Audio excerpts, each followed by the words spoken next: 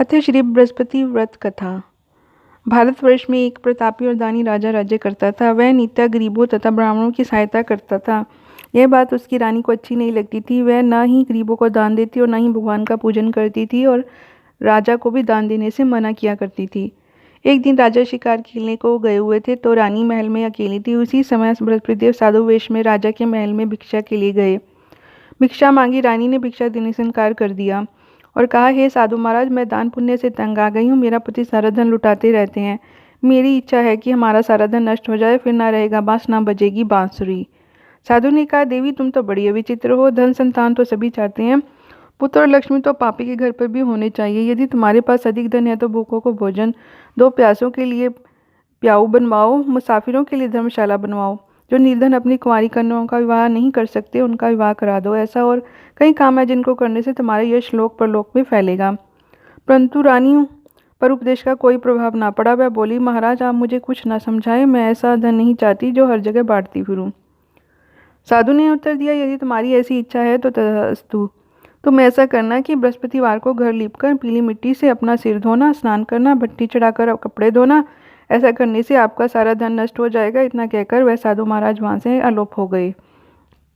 साधु के अनुसार कई बातों को पूरा करते हुए रानी को केवल 3 बृहस्पतिवार ही हुए थे कि उसकी समस्त धन संपत्ति नष्ट हो गई। भोजन के लिए राजा का परिवार तरसने लगा। तब एक दिन राजा ने रानी को बोला कि हे रानी, तुम यहीं रहो, मैं दूसरे देश को जाता हूँ, क्योंकि यहाँ पर सभी लोग मुझे जानते हैं, इसलिए मैं कोई छोटा कार्य नहीं कर सकता। ऐसा कहकर राजा परदेश चला गया। वहाँ वह जंगल से लकड़ी काटकर लाता और शहर में बेचता। इस तरह वह अपना जीवन व्यतीत करने लगा। इधर राजा के प्रदेश जाते ही रानी और उसकी दासी दुखी रहने लगी। एक बार जब रानी और दासी को 7 दिन तक बिना भोजन के रहना पड़ा तो रानी ने अपनी दासी से कहा, दासी, पास ही के नगर में मेरी बहन रहती है, वह बड़ी धनवान है, तो उसके पास जा और कुछ ही ले आ, ताकि थोड़ी बहुत गुजर बसर हो जाए। दासी रानी की बहन के पास गई और इस दिन गुरुवार था। रानी की बहन उस समय बृहस्पतिवार व्रत की कथा सुन रही थी। दासी ने रानी की बहन को अपनी रानी का संदेश दिया, लेकिन रानी की बड़ी बहन ने कोई उत्तर नहीं दिया। जब दासी को रानी की बहन से कोई उत्तर नहीं मिला तो वह बहुत दुखी हुई और उसे क्रोध भी आया। दासी ने वापस आकर रानी को सारी बात बता दी। सुनकर रानी ने अपने भाग्य को कोसा। उधर रानी की बहन ने सोचा कि मेरी बहन की दासी आई थी, परंतु मैं उससे नहीं बोली, इससे वह बहुत दुखी हुई होगी। कथा सुनकर और पूजन समाप्त करके वह अपनी बहन के घर आई और कहने लगी, हे बहन, मैं बृहस्पतिवार का व्रत कर रही थी। तुम्हारी दासी मेरे घर आई थी, परंतु जब तक कथा होती तब तक ना तो उठते हैं ना ही बोलते हैं, इसलिए मैं नहीं बोली। कहो दासी क्यों आई थी? रानी बोली, बहन तुम्हें क्या छिपाऊं, हमारे घर खाने तक को नाज नहीं था। ऐसा कहते कहते रानी की आंखें भर आई। उसने दासी समेत पिछले 7 दिनों के भूखे रहने की सारी बात अपनी बहन को विस्तारपूर्वक सुना दी। रानी की बहन बोली, देखो बहन, भगवान बृहस्पतिदेव सबकी मनोकामना को पूर्ण करते हैं। देखो शायद तुम्हारे घर में अनाज रखा हो। पहले तो रानी को विश्वास नहीं हुआ, पर बहन के आग्रह करने पर उसने अपनी दासी को अंदर भेजा तो उसे सचमुच अनाज से भरा एक घड़ा मिल गया। यह देखकर दासी को बहुत हैरानी हुई।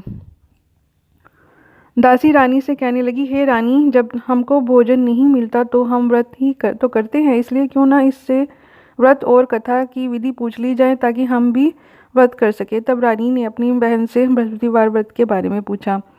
उसकी बहन ने बताया, बृहस्पतिवार के दिन व्रत में चने की दाल और मुनक्का से विष्णु भगवान का केले की जड़ से पूजन करे तथा दीपक जलाए, व्रत कथा सुने और पीला भोजन ही करें। इससे बृहस्पतिवार प्रसन्न होते हैं। और व्रत और पूजन विधि बताकर रानी की बहन अपने घर को लौट गई। 7 दिन के बाद जब गुरुद्वार आया तो रानी और दासी ने व्रत रखा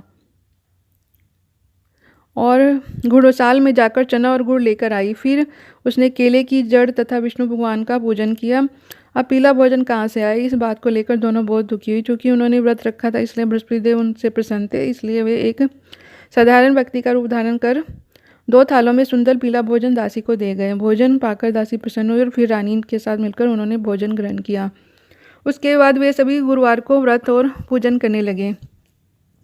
बृहस्पति भगवान की कृपा से उनके पास फिर से धन संपत्ति आ गई, परंतु रानी फिर से पहले की तरह आलस्य करने लगी।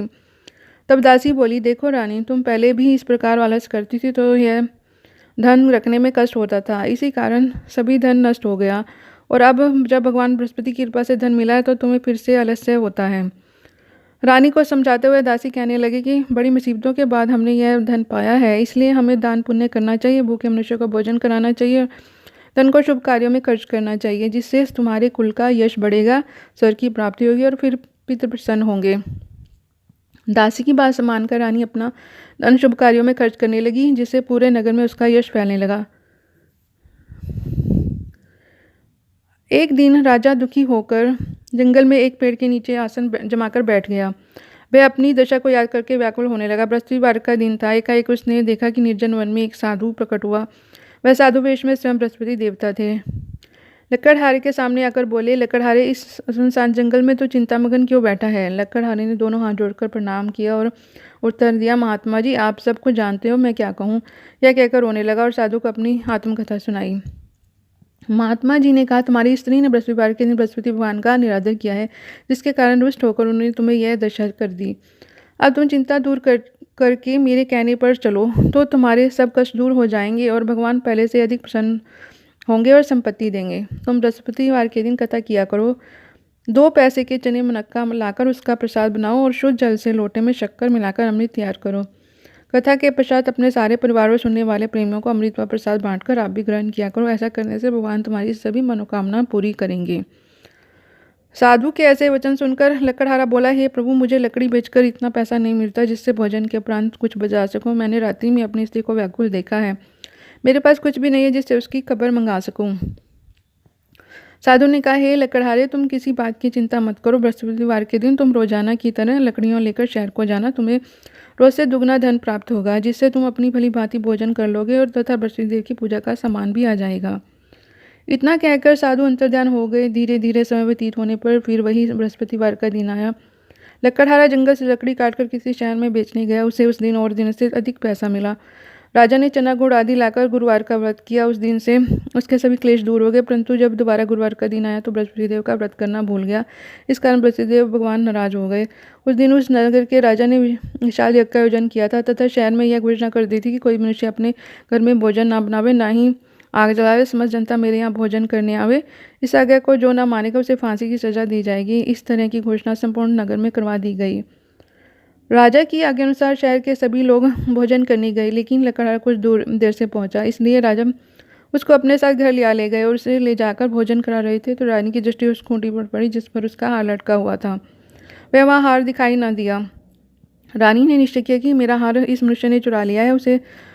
उसी समय सिपाहियों को बुलाकर उसको कारागार में डलवा दिया। जब लकड़हारा कारागार में पड़ गया और बहुत दुखी होकर विचार करने लगा कि न जाने कौन से पूर्वजन्म के कर्मों से मुझे यह दुख प्राप्त हुआ है, और उसी साधु को याद करने लगा कि जंगल में मिला था। उसी समय तत्काल बृहस्पतिदेव साधु के रूप में प्रकट हुए और उसकी दशा को देखकर कहने लगे, अरे मूर्ख, तूने बृहस्पतिदेव की कथा नहीं करी, इस कारण तुम्हें दुख प्राप्त हुआ है। अब चिंता मत कर। बृहस्पतिवार के दिन कारागार के दरवाजे पर 4 पैसे पड़े मिलेंगे। उनसे दो बृहस्पतिवार देव की पूजा करना। तेरे सभी कष्ट सभी दूर हो जाएंगे। बृहस्पति के दिन उसे 4 पैसे मिले। लकड़हारे ने कथा कही और उसी रात्रि को बृहस्पति देव ने उस नगर के राजा को सपन में कहा, हे राजा, तुमने जिस आदमी को कारागार में डाल दिया है वह निर्दोष है। वह राजा उसे छोड़ देना। रानी का हार उसी खोटी पर लटका है। अगर तू ऐसा नहीं करेगा तो तेरे राज्य को नष्ट कर दूंगा। इस तरह रात्रि के सपन को देखकर राजा प्रातःकाल उठा और कोठी पर हार देखकर लकड़हारे को बुलाकर क्षमा मांगी तथा लकड़हारे को योग्य सुंदर वस्त्र भूषण देकर विदा कर दिया। बृहस्पति देव की आज्ञा अनुसार लकड़हारा अपने नगर को चल दिया। राजा जब अपने नगर के निकट पहुंचा तो उसने बड़ा आश्चर्य हुआ। नगर के पहले से अधिक बाग, तालाब, कुएं तथा बहुत सी धर्मशाला, मंदिर आदि बन गई है। राजा ने पूछा कि यह किसका बाग और धर्मशाला है। तब नगर के सब लोग कहने लगे, यह सब रानी और बांदी के हैं। तो राजा को आश्चर्य हुआ और गुस्सा भी आया। जब रानी ने यह खबर सुनी कि राजा आ रहे हैं तो उन्होंने बांदी से कहा कि हे दासी, देख, राजा हमको कितनी बुरी हालत में छोड़ कर गए थे। हमारी ऐसी हालत देखकर वह लौट ना जाए, इसलिए तू दरवाजे पर खड़ी हो जा। आगे अनुसार दासी दरवाजे पर खड़ी हो गई। राजा आए तो उन्होंने अपने साथ लिवा लाए। तब राजा ने क्रोध करके अधिक रानी से पूछा कि यह धन तुम्हें कैसे प्राप्त हुआ और तुम्हें कहाँ से मिला है? हमें यह सब बृहस्पति देव के इस व्रत के प्रभाव से मिला है। रानी ने कहा। राजा ने निश्चय किया कि 7 रोज बाद तो सभी बृहस्पति देव का पूजन करते हैं, परंतु मैं प्रतिदिन दिन में 3 बार कहानी तथा व्रत किया करूँगा। अब हर समय राजा के दुपट्टे से चने की दाल बंधी रहती तथा दिन में 3 बार कहानी कहता। एक रोज राजा ने विचार किया कि चलो अपनी बहन के यहाँ हो आवे। इस तरह निश्चय कर राजा घोड़े पर सवार होकर अपनी बहन के यहाँ को चलने लगा। मार्ग में उसे देखा कि कुछ आदमी एक मुर्दे को लिए जा रहे हैं। उन्हें रोककर राजा कहने लगा कि अरे भाइयों, मेरी बृहस्पति देव की कथा सुन लो।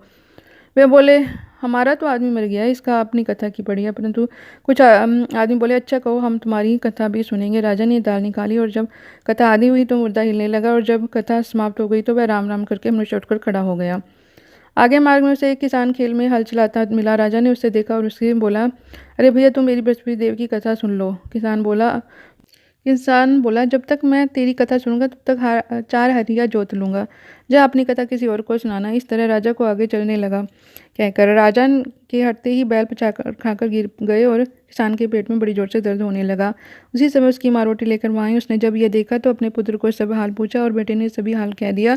तो बुढ़िया माई दौड़ी दौड़ी उस घुड़सवार के पास गई और उससे बोली कि मैं तेरी कथा सुनूंगी, तो अपनी कथा मेरे खेत पर चलकर ही कहना। राजा ने बुढ़िया माई को खेत पर जाकर कथा सुनाई, जिससे सुनते ही वह बैल उठ खड़े हुए तथा किसान के पेट का दर्द भी ठीक हो गया। राजा अपनी बहन के घर पहुंचा। बहन ने भाई की खूब मेहमानी की। दूसरे रोज प्रातः का राजा जाने जगह तो वह देखने लगा कि सब लोग भोजन कर रहे हैं। राजा ने अपनी बहन से कहा, ऐसा कोई मनुष्य जिसने भोजन नहीं किया हो, मेरी बृहस्पति देव की कथा सुन ले। बहन बोली, हे भैया, यह देश ऐसा ही, यहाँ पर पहले लोग भोजन करते हैं, बाद में अपना कार्य करते हैं। अगर कोई पड़ोस में हो तो देखा हूँ। ऐसा कहकर वह देखने चली गई, परंतु उसे कोई ऐसा व्यक्ति नहीं मिला जिससे भोजन न किया हो। अतः वह एक कुमार के घर गई, जिसका लड़का बीमार था। उसके मालूम हुआ कि उसके यहाँ 3 रोज से किसी ने खाना नहीं खाया। रानी ने अपने भाई को कथा सुनने के लिए कुमार को कहा। वह तैयार हो गया। राजा ने जाकर बृहस्पतिवार की कथा कही, जिससे सुनकर उसका लड़का ठीक हो गया। अब तो राजा की प्रशंसा होने लगी। एक रोज राजा ने अपनी बहन से कहा कि हे बहन, हम अपने घर को जाएंगे, तुम भी तैयार हो जाओ। राजा की बहन ने अपनी सास ने कहा, हाँ चली जा, परंतु उसके लड़कों को मत लेके जाना, क्योंकि तेरे भाई की कोई औलाद नहीं है। बहन ने अपने भैया से कहा, है भैया, मैं तो चलूंगी, पर कोई बालक नहीं जाएगा। राजा बोला, जब कोई बालक नहीं चलेगा तो तुम क्या करोगी। बड़े दुख मन से राजा अपने नगर को लौट आया। राजा ने अपनी रानी से कहा, हम निर्वंशी राजा, हमारा मुंह देखने का धर्म नहीं है और कुछ भोजन आदि नहीं किया। रानी बोले, हे प्रभु, बृहस्पति देव ने हमें सब कुछ दिया, हमें औलाद भी अवश्य देंगे।